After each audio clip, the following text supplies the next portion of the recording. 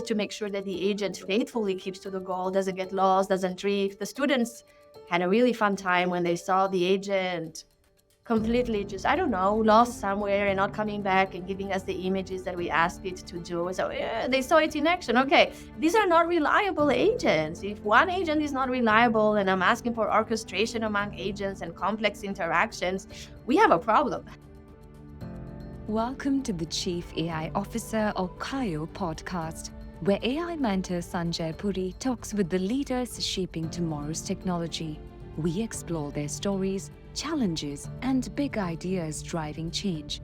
So if you're curious about how AI is transforming work, business, and everyday life, this is your front row seat to the future.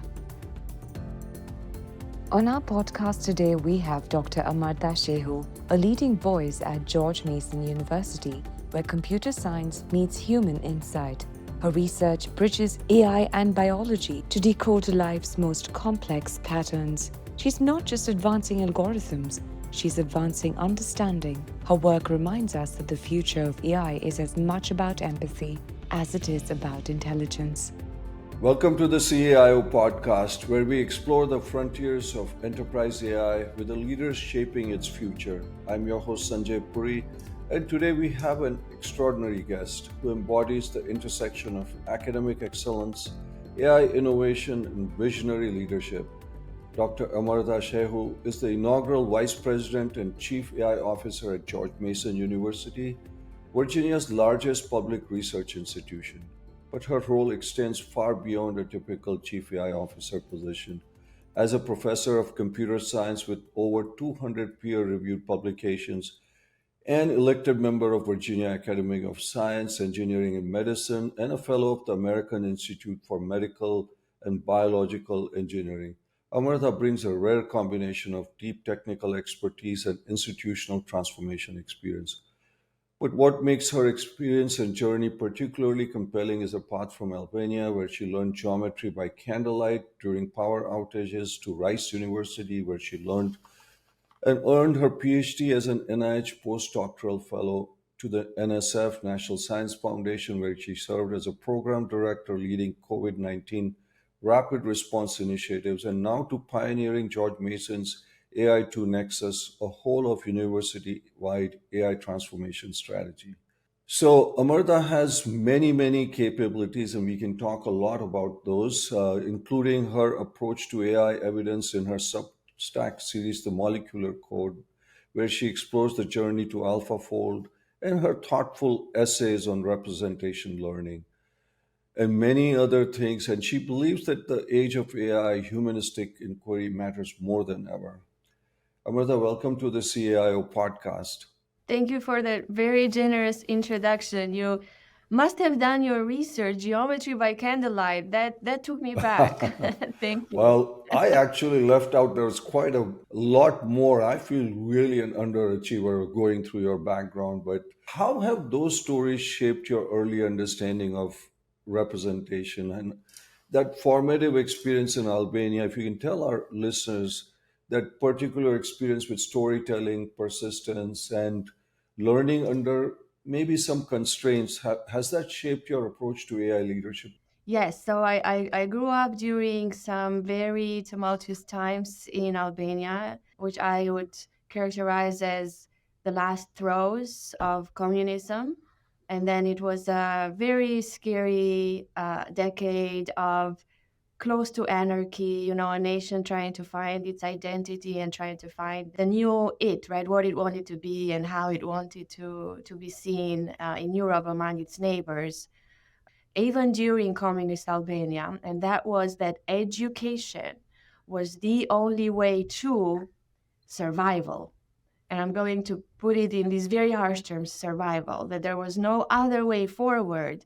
There was no social mobility. There was no way forward in society but education.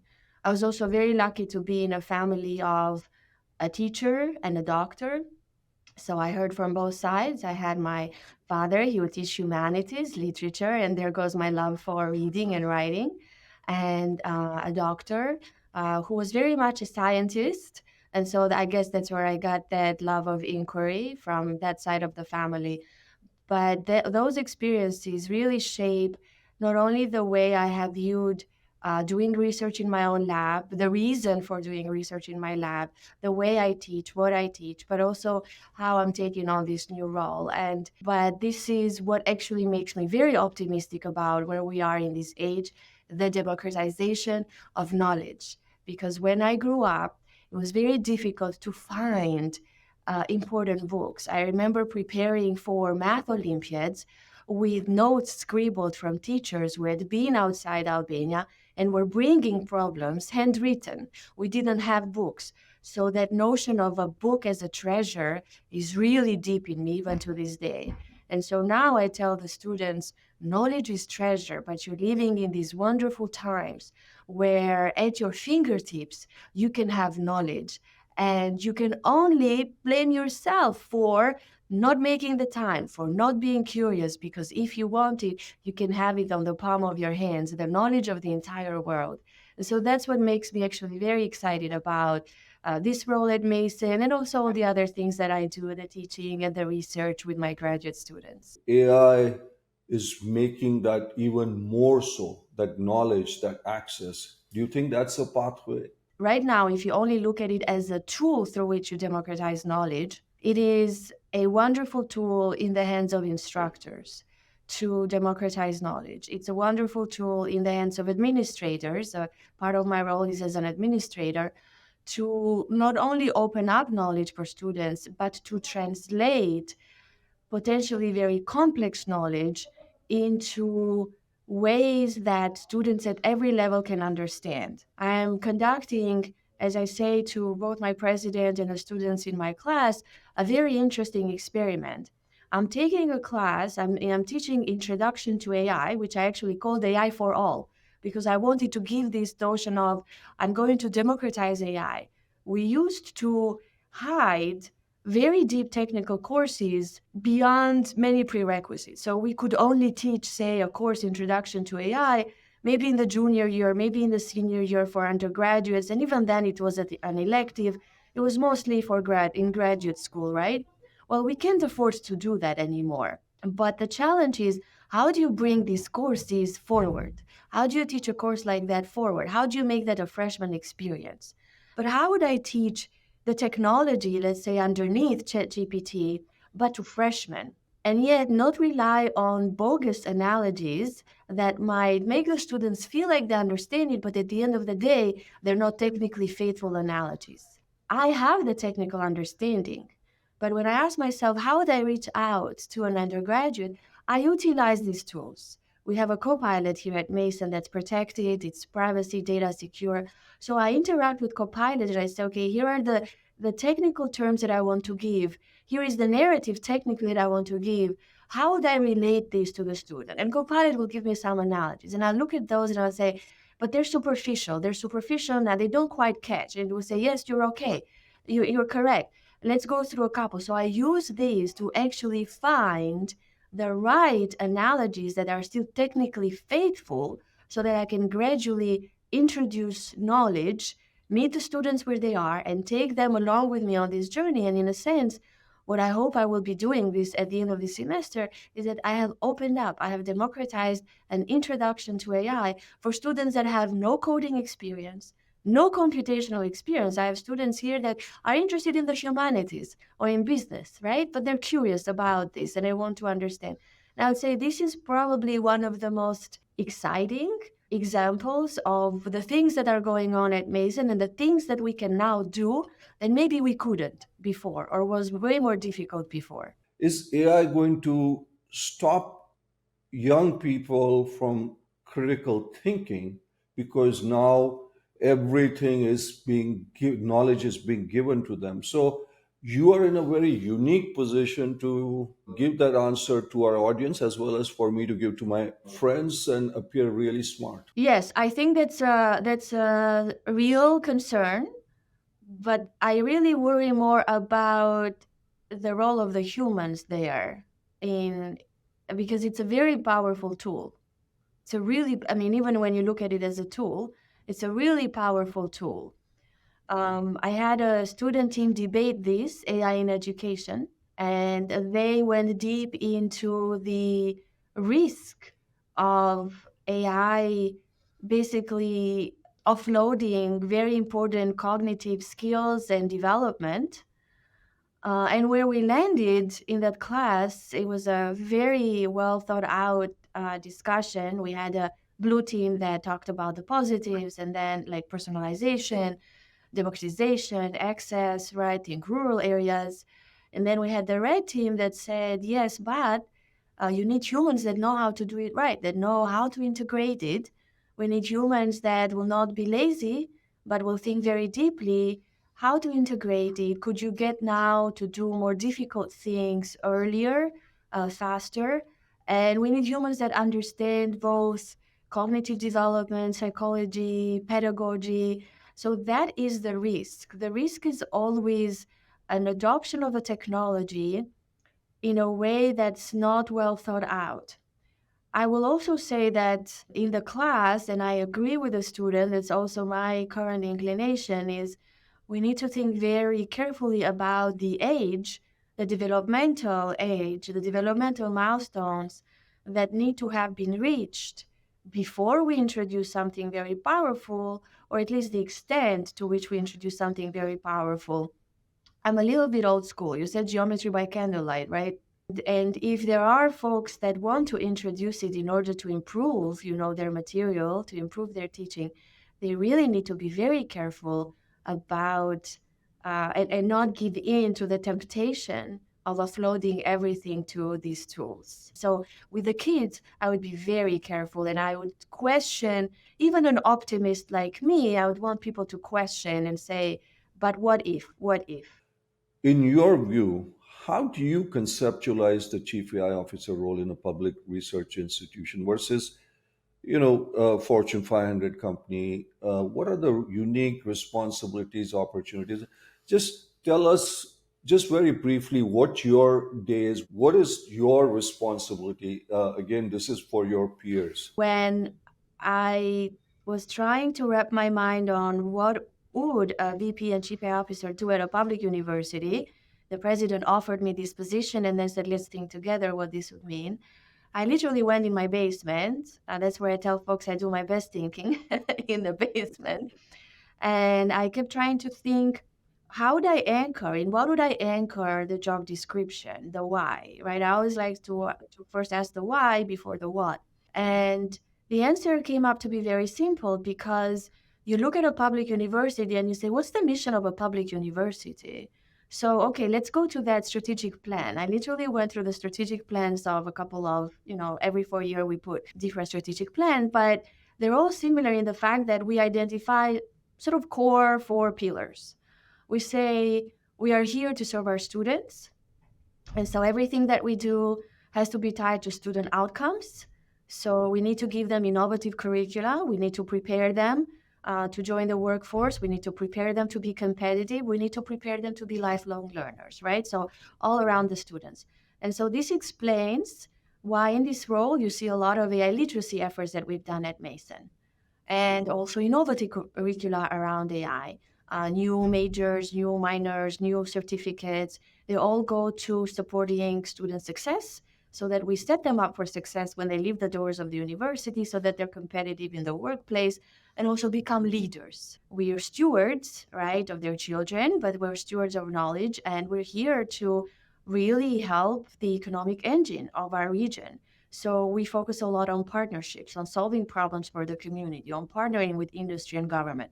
So that goes into the job description as well as a chief AI officer. How do you leverage this unique opportunity? How do you leverage AI to potentially solve more problems, to have more meaningful engagements, to have more interesting, bigger partnerships so you can not only increase your footprint in the region and show the value of a public university, but ideally nationwide and even international. Are you touching any internal systems, bringing AI to the IT systems that exist within GMU? Yes, yes, absolutely. So the literacy piece that needs infrastructure, all right? So that is how I would justify bringing that kind of infrastructure, and it goes to democratization of AI. We've done a lot of work in a very short amount of time. We built an internal, we call it an AI gateway platform, and the name we have given it is Patriot AI because Patriot is our mascot here at George Mason University. So in this platform, every Mason student, staff, employee, anyone that has a Mason account basically goes through a dual authentication as for any of our other infrastructure services. You log in and you get inside and you see, I would say, even a better interface than, say, ChatGPT. It's an environment where we have built we have an initial lineup of 6 to 7 agents, we call them, though in my class, all the AI agents that we talk about don't truly meet the definition of AI agents. But in the vernacular that we're using these days, we have about 6 AI agents there.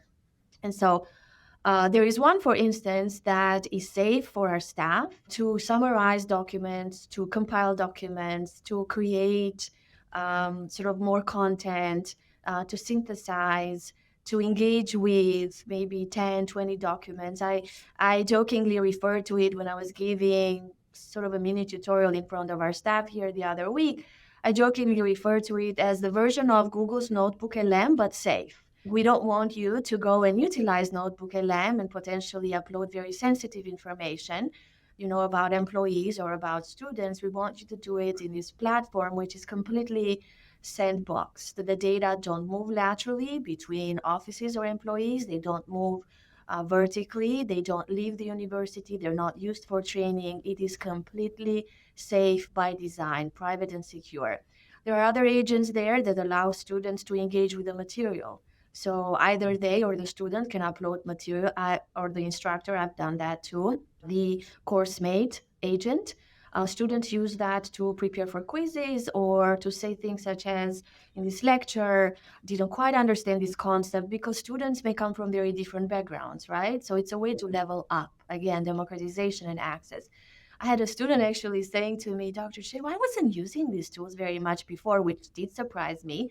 But you kept talking about using them for time management, prepare flashcards for quizzes. He said, I'm getting so much value. I feel more confident now when I go to exams. I'm like, that's great. That's exactly the reason. But the way that they're set up is that they're set up to engage with you.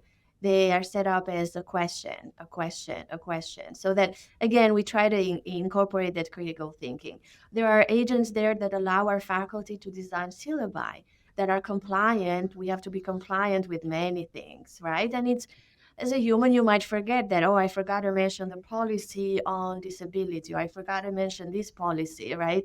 And so these allow you to, there are templates, they allow you to put that information fast, but they also allow you to design a course. I utilized these myself in order to think about what kind of topics, how many topics could I accommodate in a course. It was really like a thinking partner.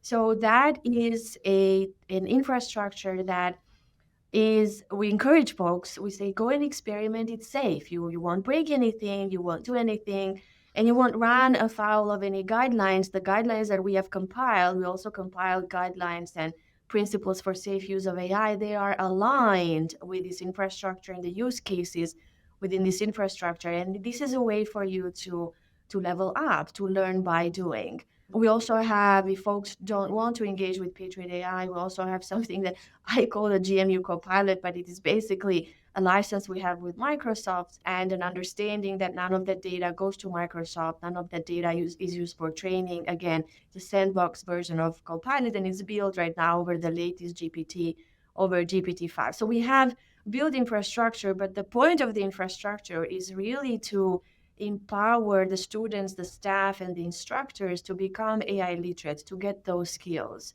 So it's another, I would say, it's another learning environment, another learning platform. Now, it's very useful for our staff, right? It allows them to do their day-to-day job. But in the process, they are also becoming more fluent in their interaction with these systems. What percentage would you say is technical? What is maybe change management? What is governance? If you were to just break it down in three, four main slices for them to really understand. Even as we sort of grow these systems or we get into the next phase of maturity, and try to understand, well, what's new in GPT-5? Should we jump to that or not? You have to have a certain, I would say, technical discernment. You have to understand, because the companies don't necessarily help you. They're not necessarily forward, right, with that information. So you have to read between the lines and use your technical understanding in order to infer what may or may not be a capability, and whether you want to jump on something now or wait a little bit, right? So I would say that you do need somebody that understands these techniques well. And I would go so far as to say that you need somebody that actually understands the modern AI. So I make this distinction in class between sort of classic AI and modern AI, because anything with language models, foundation models, is moving so fast that if you don't have that experience, if you don't design these models yourself, I wonder whether you would have that savviness to understand the nuances, what is different between, say, Claude and OpenAI, and what is really Microsoft offering you, right? So there is a fair bit of technical, and that's why I can understand why many universities have decided not to, in a sense, park this added responsibility on the lap of the chief information officer, but create a new role, a chief AI officer. I hope that there will be a point when things will be streamlined and this will become just another technology. So it will be parked very well underneath, the umbrella of a chief information officer. Right now, and with the speed with which things are happening, I don't see that yet. I see that you have to be technically savvy. Now, the change management, I would say more of my time these days is spent on the change management. They're on the technical part. And the reason for that is we're in a very large organization. We have 40,000 plus students. Okay. We have faculty, we have staff. I think we're close to like 50,000. I grew up in a town of 50,000 people. It's considered a small town, of course.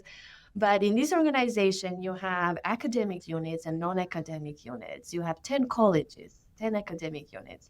You have student organizations, you have staff organizations, you have HR, you have finance, you have so many, right? So, one of the real challenges is how to communicate what you're doing, how to bring everybody in and get their input so that there is a shared understanding and shared governance, right? You need that. I think especially in an institute of higher education, you need all the folks to feel that their concerns were heard and that they understand where we're going. They don't feel alienated from the leadership. That would be a terrible place to be in. And that's why we started with a task force when we were thinking, what do we do? How do we build? What are we building? And then constantly you have to think about training and where do you meet folks and how, going in and talking to the deans, going and talking to the departments, creating organized events, creating small drop-in places, lunch and learn, come learn from your peers, AI community of this. So all of this, I would put under change management. It is, I would say, more time consuming than the technical part. For me, at least the technical part is easy. The change management, you need to be very thoughtful because you're a steward of people and you want to make sure that the people inside your organization are being served. What you are doing, Amarda, what they say is really a transformation exercise, which you could call it chief transformation officers. Transformation officers or transformation leaders don't sit under CIOs. So, how do you justify that you will put this under a CIO? So universities like Mason decided, and this was done, I give a lot of credit to my president because he engaged in a series of conversations with me, and is a very far-seeing individual. We decided to put it all under one. But I would say that that's also because you need the individual that has the experience to see the technology, to understand the technology, who's an educator, so and innovates curricula, who's a researcher, and can connect all of these dots, and hence led centers and led institutes, so understands a little bit, how you do change management, even though many will tell you that you learn more on the job, no matter what you've done before. But in other universities, what they have decided to do is that a portion of this that's more on the infrastructure, they have put it under the CIO, and they have created AI advisors. They've taken faculty or leaders of centers or institutes that have expertise in AI, and they've taken them as advisors under the provost. So they haven't created new VP roles or new chief AI officer roles, but they've created these AI advisor roles. In another university, they've created an associate provost for AI innovation. So they put that person under the provost, and that speaks to the focus on education, right?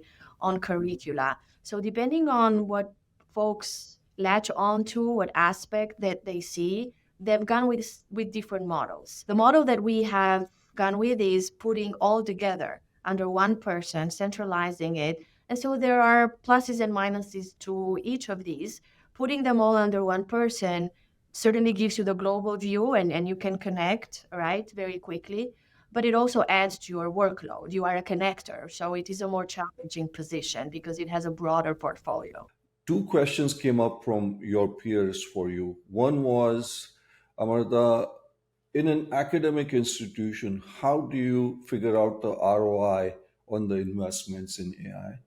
That's number one. And the number two is, Amarda, there are so many use cases. How is Amarda figuring out which ones to go for? If what we're saying is infrastructure for, curricula for, to make our students more competitive, then I would be looking at, are our students getting more internships that are related to, technologies, right? We have to be honest with ourselves. Are we graduating more students, or are they going to better places? Are they going to better industries or industries with AI? So those can be measured, but you have to wait, because you have to wait 4 years, right? Or if I'm lucky and I'm engaging with sophomores, I have to wait 2 years.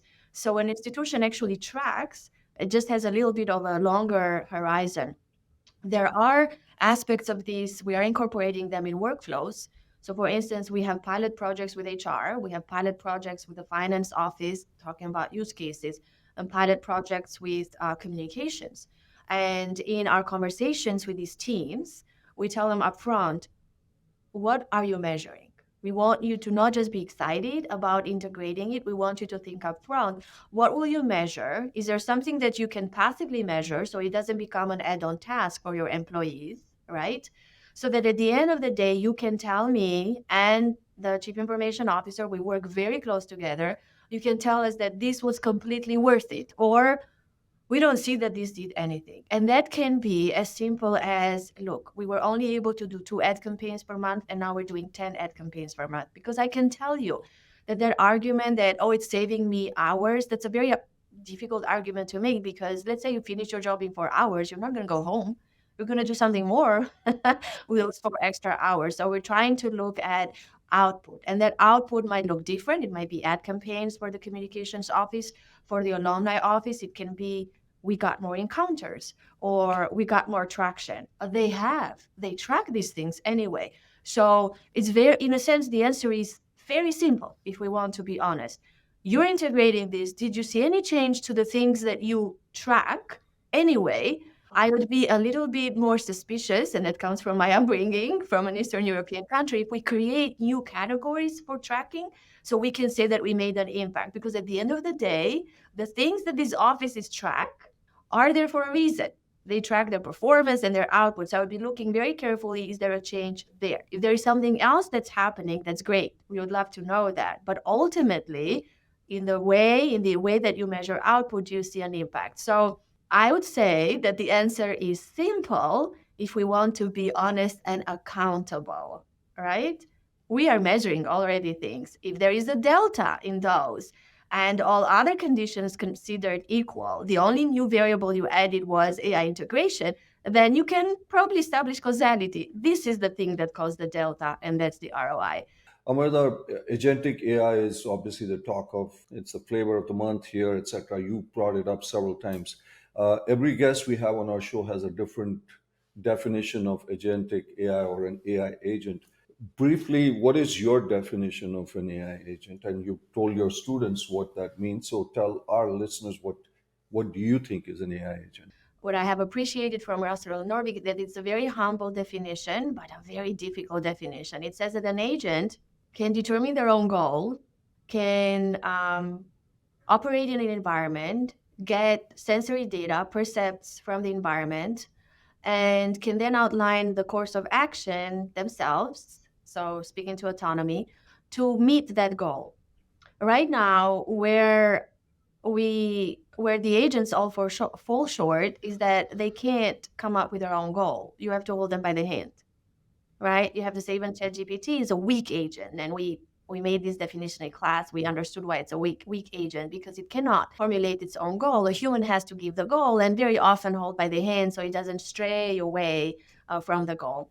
The whole point of agentic AI is this idea that you can give them a high-level task, and they can take that task and they can break it down into goals, but they determine the sub-goals themselves. And then each one goes and does their own thing, right? Figures out their own course of action, and then come back and have compiled those sub-goals together and have met your task. Right now, it's a little bit like a game of telephone, a bad game of telephone, because first, the division of the task, and listen, we're talking about very simple tasks here, like booking a restaurant. We're not talking about real complex tasks that require intelligence. Even when the goal is broken down, and then the goal is handed to an agent, it might become slightly different, right? The agent might go into something that's actually not quite in line with the goal, right? Because they're not fully autonomous. Even when you interact with ChatGPT, they can stray a little bit. And you can say, no, that wasn't my thing. Like, I didn't ask you about that. And it says, yes, you're absolutely right. That's not what you asked me.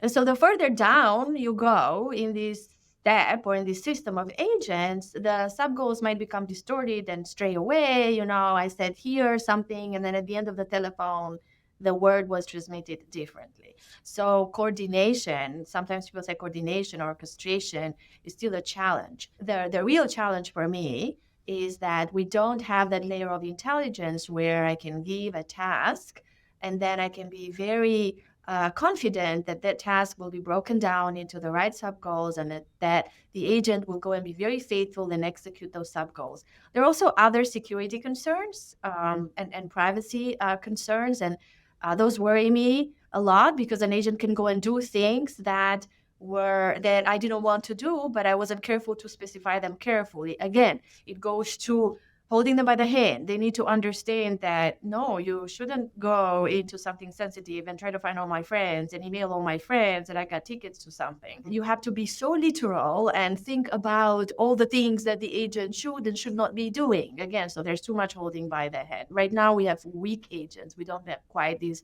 strong agents that can outline the goal and go out there and execute them and come back and report to us. And we're confident that the right thing was done. And who should these agents report to, Amarda? So there may be different architectures and very different ideas from distributed systems, but one is a centralized agent that makes sure that the sub-goals align with a bigger task, right? That keeps track, or that keeps track if an agent is not responding, is lost somewhere out there. Says, okay, this sub-goal has not been addressed, and we had only this much time, and can farm it out to a new agent. But these are all ideas from distributed systems. These are not new ideas by any stretch of the imagination. The challenge comes back to the technology is not quite there yet, both to make sure that the agent faithfully keeps to the goal, doesn't get lost, doesn't drift. The students had a really fun time when they saw the agent completely just, lost somewhere and not coming back and giving us the images that we asked it to do. So they saw it in action. Okay, these are not reliable agents. If one agent is not reliable and I'm asking for orchestration among agents and complex interactions, we have a problem. Okay, let's go. So build a system or buy a system? Which one? We're talking about AI systems. Yes, buy. Okay. Open source or closed source? I'll go with open source. Open source, okay. Agents or workflows? Workflows. Cloud or on-prem? Cloud. It's just not feasible on-prem anymore. Okay. Synthetic data or human data? Human data. Okay. Speed or safety? Safety. Always safety. Always safety, okay. Amarda, thank you really for this remarkable conversation. Really, really like your approach of integration of rigor, humanity, and the way you have talked about your work at George Mason, keeping the students first. Thank you for being with us, Amarda.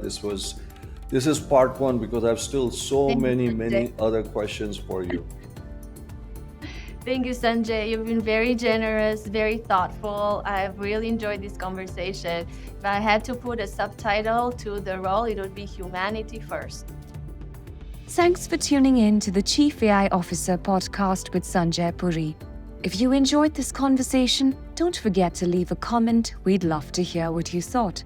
And share it with someone curious about the future of AI. Join us every Friday right here on the CAIO podcast as we share more stories and insights from the leaders shaping what's ahead.